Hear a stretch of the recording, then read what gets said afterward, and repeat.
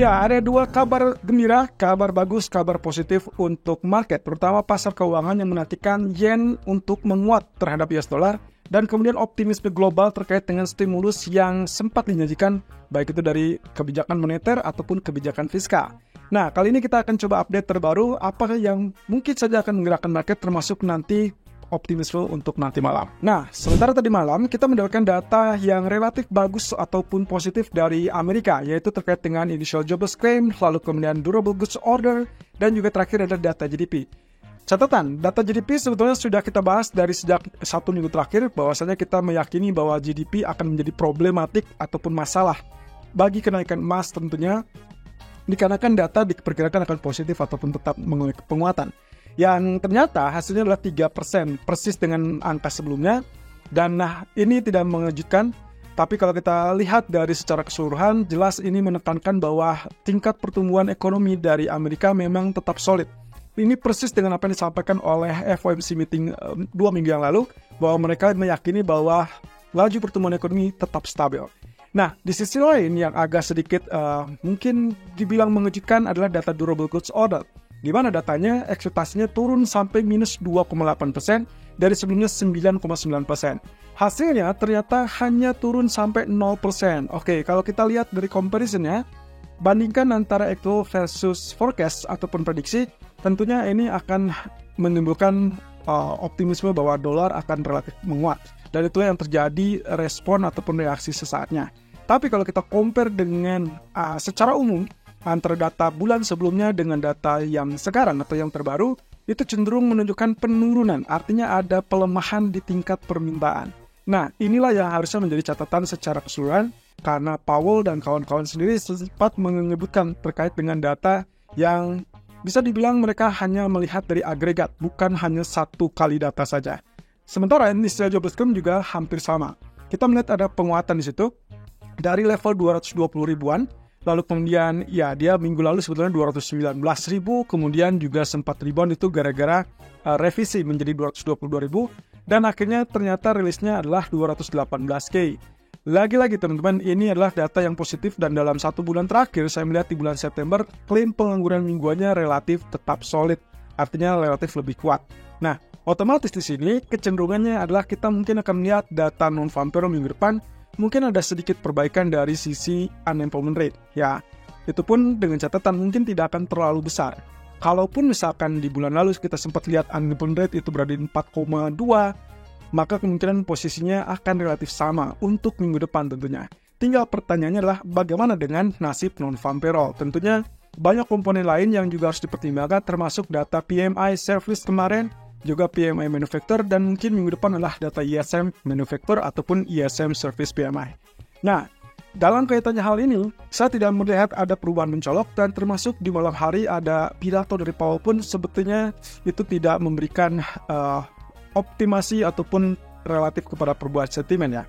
Karena akhirnya emas yang tadinya sempat tergelincir sampai zona 2654 ternyata kembali rebound sampai 2670-an. Dan kita akan coba lihat nanti malam. Ini adalah data yang paling menentukan, yaitu inflasi PCE. Kalau misalnya kita lihat dari sebelumnya, data PCE ini bisa dibilang stabil ya, 2,6%. Hari ini dia akan diharapkan dengan angka 2,5%. Kalaupun misalkan dia mengalami penurunan, ya otomatis itu kabar yang jauh lebih menggembirakan, dan bisa jadi itulah trigger untuk ekspektasi 50 basis point lainnya di bulan November. Tapi kalaupun tidak, hati-hati, lonjakannya mirip dengan bulan lalu. Kalaupun melonjak ke 2,7%, hanya selisih 0,1% dari 2,6 menjadi 2,7%, saya tidak akan kaget, dan harusnya market pun tidak akan kaget. Reaksinya akan relatif stabil, artinya akan relatif terbatas, dan mungkin yang akan kita lihat mirip dengan bulan lalu, yaitu dia sempat terjadi respon negatif untuk emas ataupun bahkan pasar saham, tapi kemudian dia imbangi dengan rebound di malam hari. Jadi saya minta Anda perhatikan nanti malam, kalau data PCE itu ternyata rilisnya hanya selisih 0,1% dari estimasi ataupun dari perkiraan, maka diperkirakan itu tidak akan menjadi beban ataupun ya kita anggap sebagai sentimen ataupun perubahan sentimen.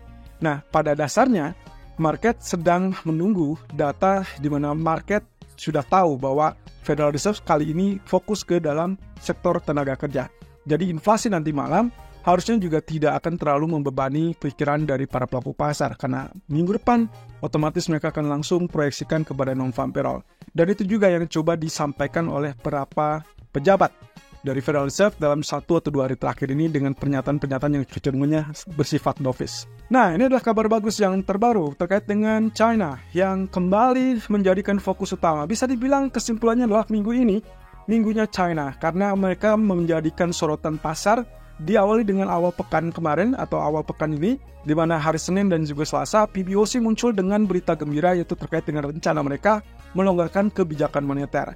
Itu ditandai dengan pemangkasan MLF atau Medium Term Lending Facility, lalu kemudian juga memangkas reverse repo 14 hari, yang notabene itu adalah cikal bakal dari pemangkasan selanjutnya yang terjadi hari ini, yaitu reverse repo 4 ataupun 7 hari.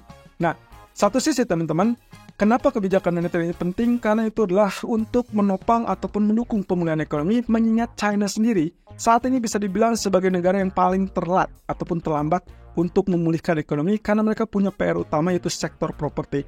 Otomatis dari beberapa kali terjadi pemangkasan suku bunga dinilai tidak efektif karena memang tidak ada kebijakan fiskal dari pemerintah yang mendukungnya. Kemarin kita sudah sempat bahas itu dan ada informasi dari Politburo bahwa mereka sudah menyepakati untuk menjalankan semua kebijakan fiskal itu sinkron dengan apa yang dilakukan oleh PBOC.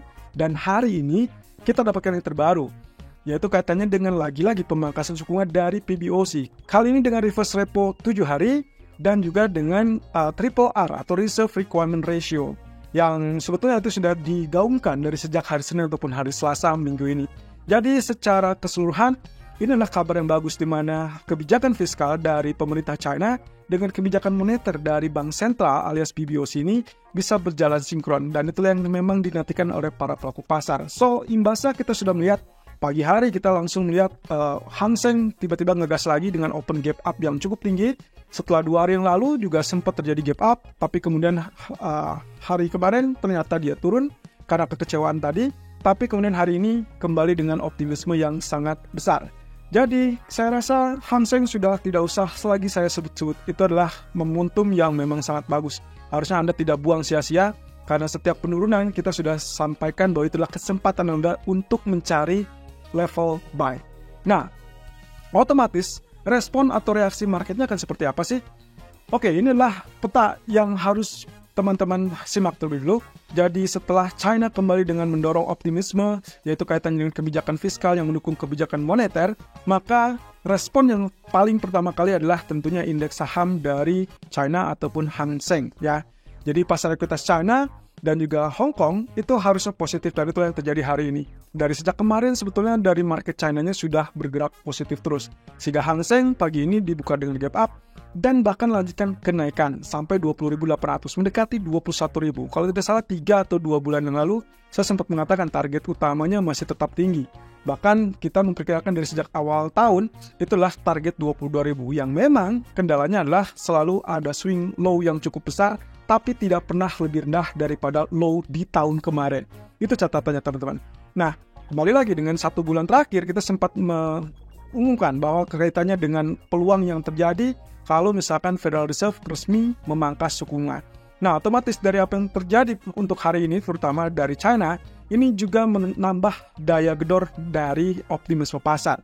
Nah, oleh karena itu, secara keseluruhannya ini adalah menekan US dollar. Lemahnya dolar akan dimanfaatkan dengan sangat baik oleh Australian dollar, euro, pound sterling. Itulah persis yang kita lihat hari ini. Mereka mengalami kenaikan. Lalu kemudian Canadian dollar juga sama, New Zealand dollar juga sama. Lalu kemudian pertanyaannya adalah bagaimana dengan nasib yen? Ternyata yen memiliki agenda terpisah yaitu terkait dengan pemilihan ketua LDP yang akan kita bahas di berikutnya.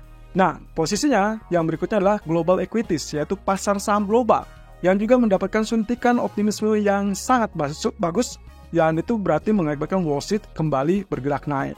Nah, otomatis harusnya dengan kembalinya China atau kemungkinan kembalinya China, maka akan mendorong juga harga komoditi, dan kali ini kita agendakan yang paling utama adalah emas, karena posisinya berarti dengan adanya pelonggaran moneter ataupun bahkan kebijakan fiskal yang bagus, nanti akan ada kembalinya aktivitas ekonomi China, otomatis tingkat permintaan juga akan tergejot kembali, akan naik kembali, dan berarti juga akan ada tingkat permintaan untuk emas. Nah, mungkin saja nantinya bank sentral akan kembali membuka jalur untuk membeli emas. Tapi kalaupun tidak, yang terpenting bagi saya adalah posisi stimulus ini kecenderungannya adalah merelaksasikan ekonomi China sehingga nantinya ada aktivitas yang tumbuh. Saat aktivitas tersebut tumbuh, tingkat permintaan akan tumbuh, ekonomi positif, dan itu berarti investor-investor emas yang ada di China kembali bergairah. Nah, otomatis itulah yang akan mendorong harga emas selain dari faktor penurunan suku bunga Bank Sentral Amerika. Nah, selanjutnya kita masih menunggu apakah nantinya crude oil juga akan mengikuti jejak emas atau tidak. Karena hari ini dia mengalami penurunan ataupun tekanan karena beberapa faktor negatif terutama kaitannya dengan rencana Arab Saudi mengejut produksi. Padahal tingkat permintaan China belum pulih total. Nah, tapi kalau dengan ada harapan ini, saya rasa tinggal tunggu waktu. Jadi bottom untuk crude oil kelihatannya akan menjadi sisi positif. Nah, kabar terbaru terkait dengan pemilihan ketua dari Partai LDP Jepang, di mana Partai LDP ini adalah partai yang berkuasa di Jepang, dan pemilu itu menunjuk untuk siapa yang akan menjadikan Kishida yang saat ini menjabat sebagai Perdana Menteri. Nah, Kishida sendiri menolak untuk dipilih ulang, sehingga akhirnya dilakukanlah pemilihan ketua LDP, di mana pemilihan ketua LDP ini nantinya secara otomatis akan menjabat sebagai Perdana Menteri Jepang. Nah, yang harus dilihat di sini adalah dari 9 calon kandidat, ternyata hanya 3 yang berhasil maju dan bisa dibilang mendapatkan dukungan yang paling besar. Nah, dari 3 ini, ada profil Ishiba Koizumi yang kecenderungannya pro terhadap kenaikan suku bunga dari BOJ, sementara satunya, Takaichi, cenderung negatif respon untuk BOJ. Jadi Takaichi ini ternyata figurnya adalah perempuan, sosok perempuan, dan kalau misalkan andai saja dia memenangkan pemilihan kali ini, maka itu akan menjadi Perdana Menteri Jepang wanita pertama. Sayangnya, hasilnya tidak bagus untuk Takaichi. Ternyata, di putaran kedua, dia kalah suara dengan telak dari Ishiba, karena saya pikir ini adalah di mana suara dari Koizumi yang mendapatkan